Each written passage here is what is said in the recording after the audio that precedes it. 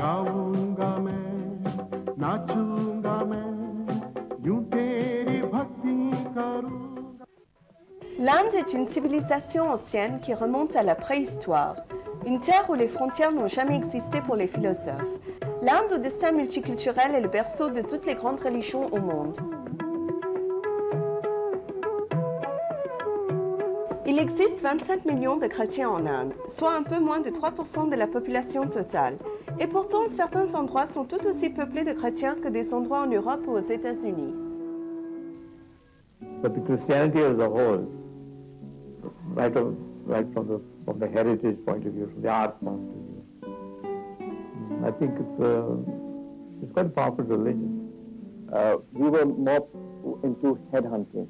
Our traditions are imbibed in Christianity. In fact, it is part and parcel of our own way of living. Christianity believed in purity and now in love. And I don't think, and I don't see Hindu or Muslim religions preaching or teaching anything else. If we love God and we love mankind, that's it. We are people of God. Birthdays. I'm born on 2nd October. I'm a Gandhian. So you can imagine the friends I have, and most of them are all non-Catholics, that we at heart are real Indians. We have not given up our Indian culture. We still have retained a lot of our old traditions. One of the things that we as Christian community have experienced, that there is full support from the government to run our schools, our charitable institutions, our social work, and whatever dedication to church or work we want to do. And we come here in a very last stage, and the sisters has been treating them, taking care of them. And after some time, we are able to find out their families and they go home. But some are absolutely have nobody, and maybe we have to look after them lifelong. When I talk to a Hindu or listen to a Hindu, actually I'm listening to God speaking through that person. That is the deepest theology of interreligious dialogue in Christianity today. You are that golden temple. Anybody can go there, anybody can worship there. Provided you are a creation of God. Yoga has revealed to me first and foremost that Jesus was an Easterner, not a Westerner. On prétend que Jésus aurait vécu en Inde.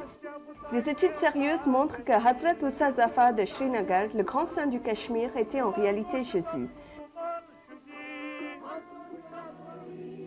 Quelle que soit la vérité, les liens entre le christianisme et l'Inde remontent très loin, à l'aube du christianisme. Aramaic was the mother tongue of Jesus Christ. And we consider that this is the language which was spoken by Jesus Christ. That is why we are preserving the language and the music too. Tauna adayedu dukharo nai humun wabo hoso kadisha dal khaymonu so shara Artuhu modu ortodoxia Ignatio sunuronu Teologos yamodu Hekumoso Kurilos nebavo halio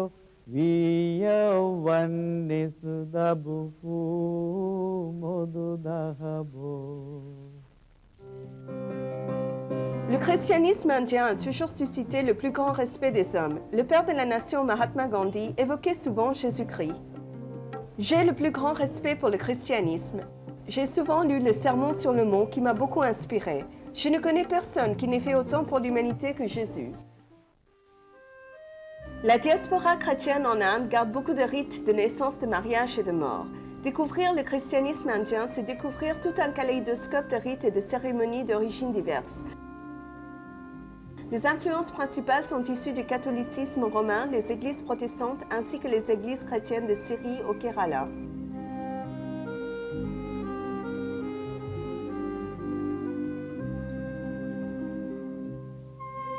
La confession orthodoxe syrienne. L'Inde a toujours eu un riche patrimoine religieux qui s'exprime à travers le chant et la danse. La danse folklorique et populaire de Kumbi de Goa fait partie de la culture de la communauté chrétienne de l'Inde. Les chrétiens de Goa exécutent cette danse lors de la saison de la récolte. Et surtout le Noël indien, sans oublier bien sûr le Père Noël sous les tropiques. Un nombre varié de cérémonies de mariage fait partie du christianisme indien. Voici le mariage d'une jeune fille chrétienne de confession syrienne à Kerala, qu'on appelle le pays divin. La cérémonie de mariage reste indienne et c'est le prêtre qui présente la bague à la mariée au lieu de son fiancé. C'est le mariage d'une jeune fille radieuse et on peut voir que les cérémonies revêtent un style européen traditionnel.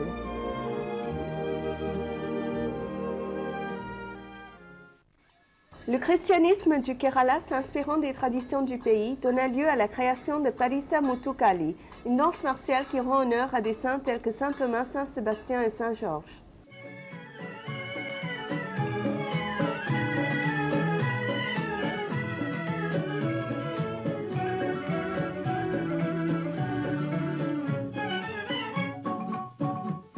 मेरा जूता है जापानी ये पतलून इंग्लिस्तानी सर पे लाल टोपी रूसी फिर भी दिल है हिंदुस्तानी मेरा जूता है जापानी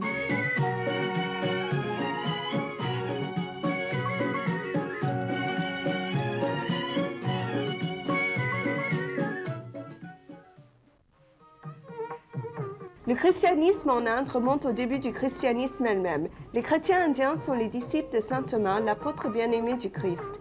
On prétend que l'arrivée en Inde de saint Thomas remonte à 52 après Christ. Il foula le sol des côtes du Malabar pour répandre le message d'amour de Jésus et partager sa propre expérience spirituelle. Il arriva en Inde, destination spirituelle, après avoir reçu beaucoup de messages divins et d'invitations saintes.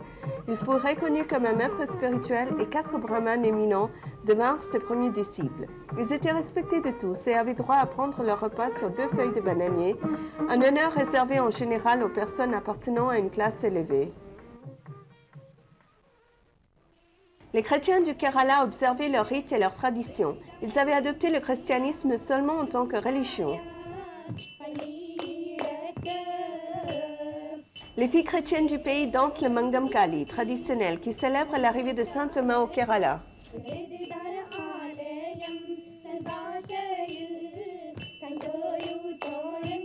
La population chrétienne du Kerala est de 22%, regroupant le gouvernement et d'autres groupes religieux. En 1990, Kerala fut le premier État en Inde réussissant à obtenir un taux d'alphabétisme de 100%.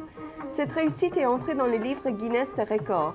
La population chrétienne au Kerala est parmi les communautés chrétiennes les plus croyantes au monde.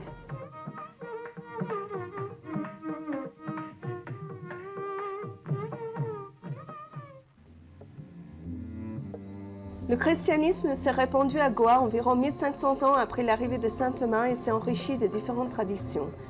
Le premier Européen à avoir découvert la route marine en direction de l'Inde fut Vasco de Gama. Cet aventurier courageux repose dans l'église Saint-Francis à Cochin en Inde. Des relations commerciales florissantes existaient entre l'Inde et l'Europe et eurent des conséquences religieuses et sociales. Les Européens venaient s'enrichir en Inde ou pour la conquérir. En 1517, les Portugais se sont emparés de Goa.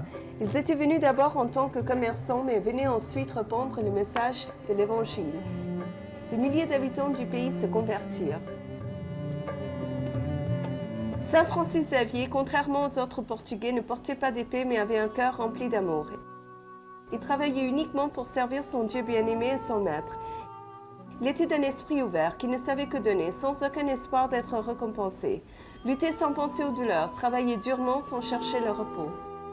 Le saint qui vécut à Goa fut enchâssé dans l'église datant du XVIIe siècle de Born Jesus, dédiée à saint Ignatius de Loyola, le fondateur de l'ordre jésuite. Les reliques de Saint Francis sont conservées pieusement ici dans une châsse richement parée, réalisée par le Florentin Gioda. Le corps est vieux de 400 ans et on considère que c'est un miracle qu'il a résisté au temps. Environ 2 millions de fidèles et de croyants se rendront à Goa en 2004 lorsque la dépouille sainte de Saint Francis sera exposée au public lors d'une exposition qui se tient tous les 10 ans. 30% de la communauté catholique de Goa vénère Saint Francis.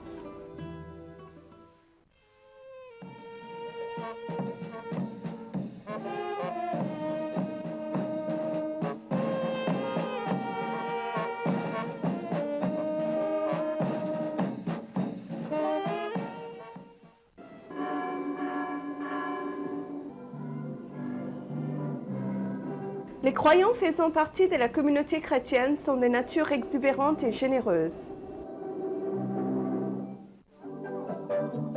Le cha-cha-cha reste toujours aussi populaire qu'il y a 100 ans.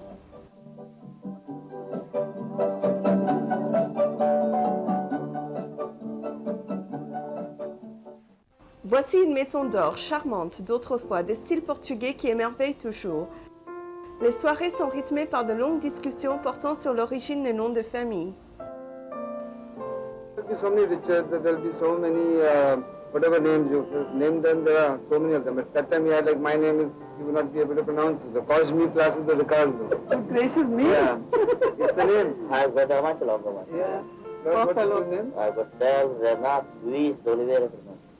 Only state in India that Isabel was touching upon it. You might be a Hindu, a Catholic, or a Muslim, but you know, we all follow the same law. In fact, my Inheritance, divorce, marriage, succession. Les gens du pays ont un esprit ouvert et ont été fortement influencés par la culture portugaise et orientale. La danse et la musique témoignent de cette joie de vivre qui caractérise Goa. La grâce, la joie et la musique endiablée est typique de Goa.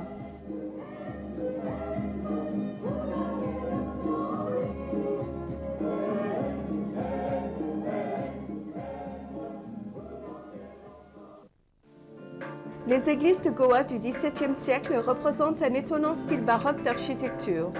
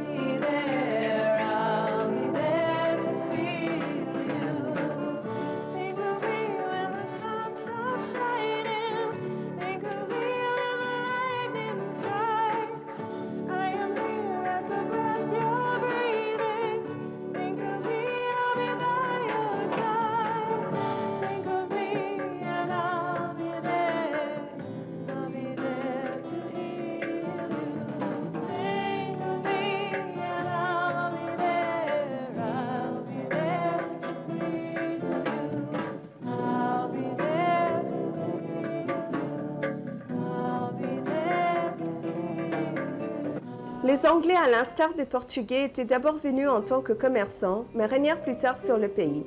En 1877, la reine Victoria devint l'impératrice de l'Inde. Les missionnaires venaient maintenant officiellement et travaillaient dans les domaines de la santé, l'éducation et les services sociaux dans différents endroits de l'Inde, et leurs projets ont continué après l'indépendance.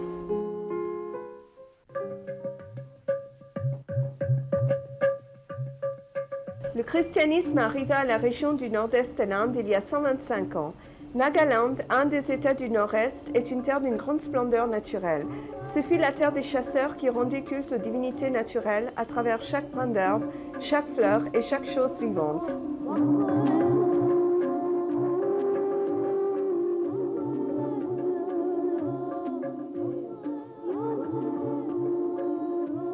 Tout changea lorsque l'évangile prêché par E.W. Clark entra dans le cœur et les esprits des habitants de la tribu.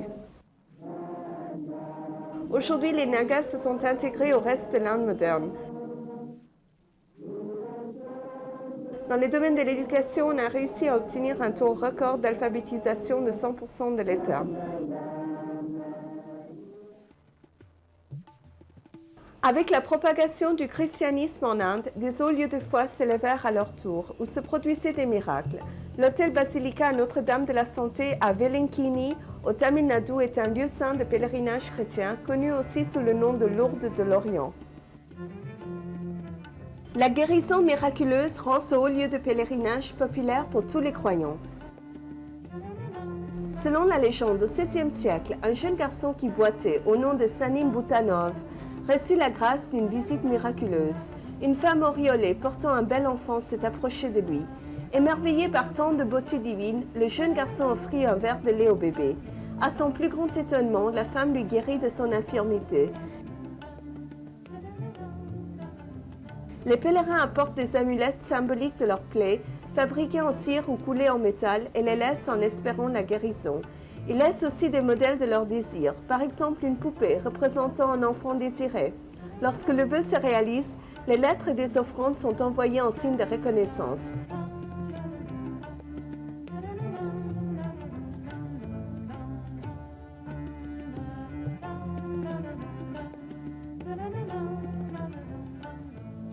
Ici, nous trouvons la tradition indienne de se raser la tête qui fait aussi partie des rituels ecclésiastiques du pays.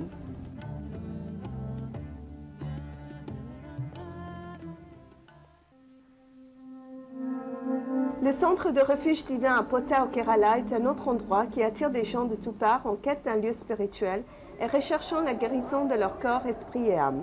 Des rencontres ont lieu chaque semaine et 10 000 personnes en moyenne désirant transformer leur existence viennent y assister.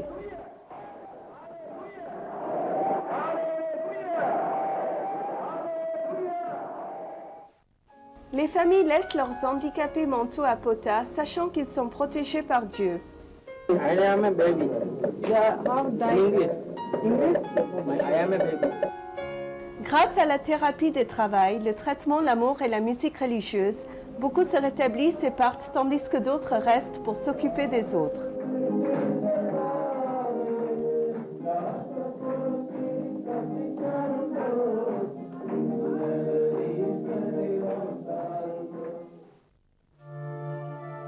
Les malades écoutent des discours religieux diffusés par le réseau de la télévision Pota et pris dans leur dortoir.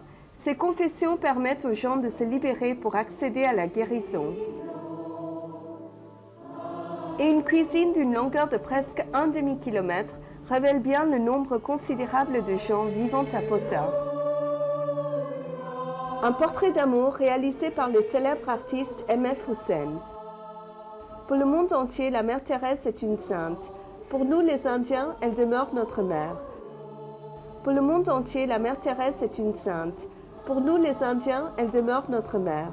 L'ordre religieux qu'elle fonda, les Sœurs de la Charité, dirige un réseau d'orphelinats, de maisons de retraite, des hospices pour les malades et les pauvres, où les oubliés de la société peuvent trouver un refuge d'amour et de compassion. Shanti Avedna est marqué par l'esprit chrétien de la compassion, le premier hospice du pays pour les patients atteints d'un cancer incurable.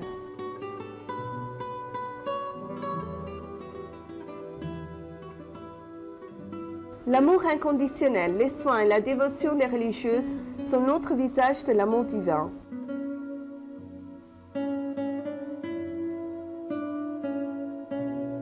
Et quand il y a de l'amour, il n'y a plus de douleur. S'occuper des gens âgés fait partie des valeurs chrétiennes.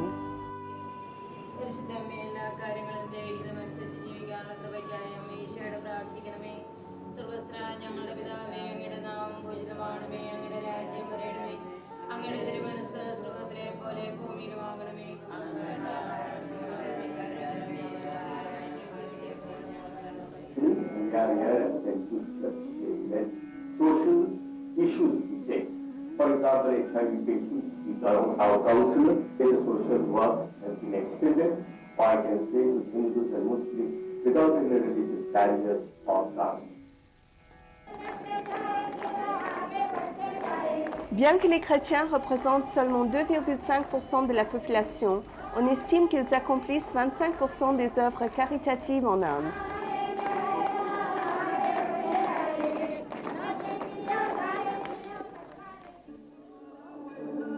Le christianisme est responsable d'avoir accordé une plus grande importance et libéralisé le système éducatif en Inde.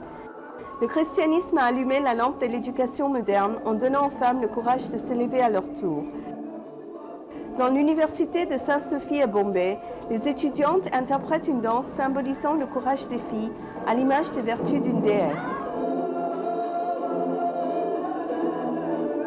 The Christians run nearly 17,000 schools in India today, and some of them of excellent quality, as well as about 400 colleges.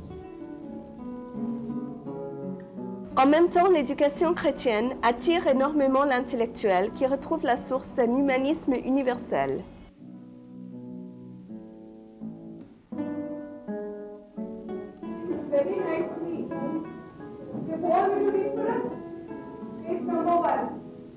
God is my friend.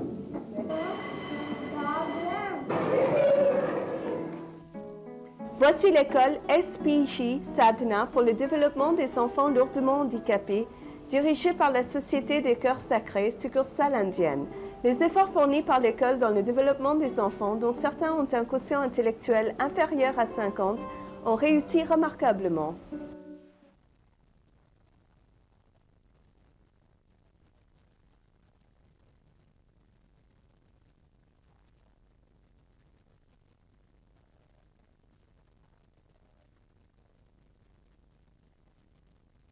Il y a une tendance croissante dans le christianisme indien à vouloir retrouver la sagesse spirituelle à travers d'autres croyances. Cet ashram tranquille et beaucoup d'autres lieux de paix sont devenus des refuges pour tous.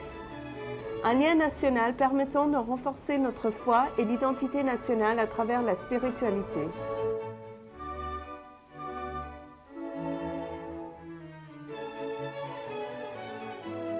L'Inde est à la frontière de l'espace. Le président de l'Inde, le Dr APJ Abdul Kalam, s'adressant à la nation, remercia l'abbé de Tumba de Kerala qui fit don de son église en 1963 pour encourager les débuts du programme spatial en Inde. Le christianisme indien a joué un rôle important dans le développement de la nation. Leur contribution dans le secteur social, politique, économique et sportif a été considérable.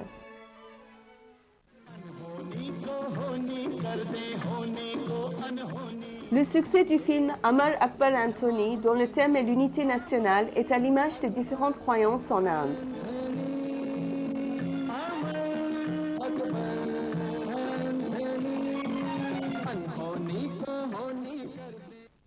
La motivation principale de la communauté chrétienne de l'Inde est de soigner, de donner sans compter, de lutter sans se préoccuper des blessures, de peiner sans espoir de repos. All things bright and beautiful, all creatures great and creatures great and small, all things wise and wonderful, the Lord God made them, Lord God made them all. Each little flower that opens, each little bird that sings, He made their glowing colors